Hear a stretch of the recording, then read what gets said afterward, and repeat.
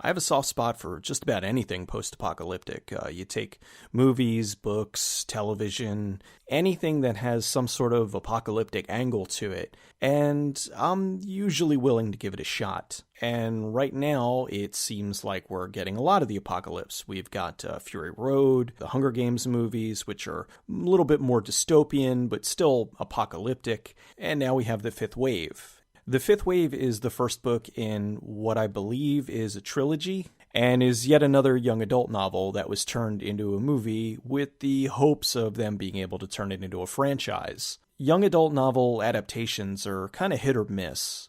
You have some that turn out really well, like the Harry Potter books, and then you have ones like Twilight that aren't really, well, the source material wasn't that great to begin with, so the movies weren't terrific, but they have their fans, and whatever, at least that series is done. However, let's talk about the Fifth Wave. The movie's mostly about a young girl named Cassie, played by Chloe Grace Moretz, and we see a lot of things from her perspective. Later on, things shift to a different perspective, but the majority of the movie is kind of her story. The gist of the movie is that one day an alien spaceship is orbiting Earth, and after 10 days starts to do things to us in waves. This is all pretty much covered in the trailer, so I'm not really spoiling anything. The first wave, they send out an EMP pulse, which turns off all our electricity. The second wave, they make massive earthquakes all over the world. The third wave, they send down a plague, which kills a whole bunch of the population. And the fourth wave is they're living among us and kind of taking out the survivors. And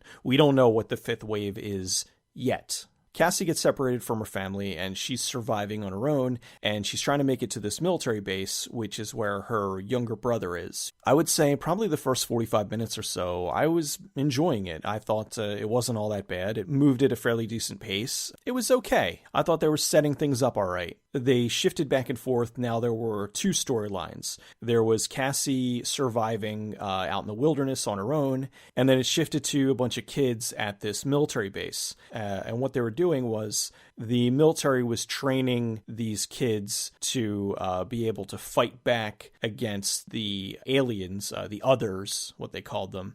And then it got corny. Being that this is a young adult novel, they had to throw in a love interest. At first, it wasn't too bad. The guy was taking care of her, and you could kind of tell where it was going, but you're like, all right, well, maybe it won't go there. And then there's a point in the movie, the two of them are traveling through the woods to get to the military base to get her brother, and Cassie wakes up, and Evan is taking a bath in a lake. And, of course, he's, six-pack abs and just beautiful everything, and so she, of course, oh, God. And I was like, oh, no, they're going to start pushing the love angle more. It felt forced. There's some movies where they have the love angle in there, and sometimes, even the love triangle, and it works. But it felt too hokey. The other thing I had a problem with was I thought the action sequences were filmed terribly. It's not that they were shaky cam or zoomed in too close. It just felt wrong. They were the most unenergetic, just boring action scenes I've seen in quite a while. It just felt like, oh, here's some fighting, and all right, now this guy wins. Whoop-de-doo. There was one part in particular where a bunch of soldiers were going into an area that was infested with others. It was an incredibly dull action sequence. This was the director's second movie, and his other movie was a crime thriller, so he really didn't have any, experience shooting an action sequence, because, man, it sucked.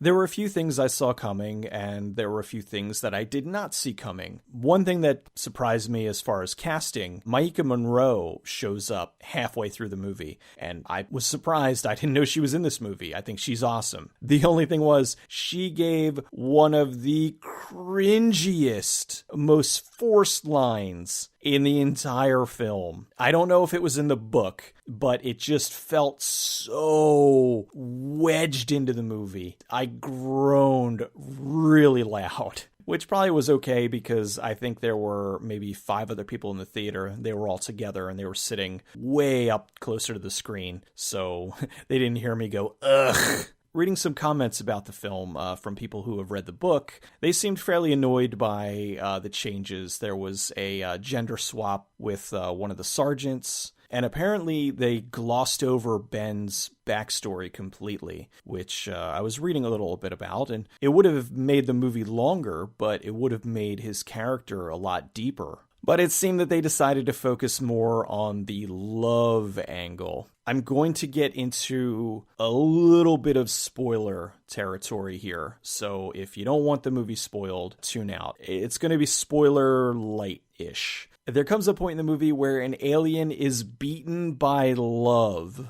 I'm not kidding. The alien is beaten by love. All in all, The Fifth Wave, it's not a good movie. It's not a bad movie. It's just kind of okay. There's a fair amount of cliches in there. There's a lot of young adult stuff that you should expect going in, knowing that it's a young adult adaptation. There were a few things that were too convenient, a big thing towards the end, and of course a lot of plot convenience playhouse where it was wrapped up a little too neatly.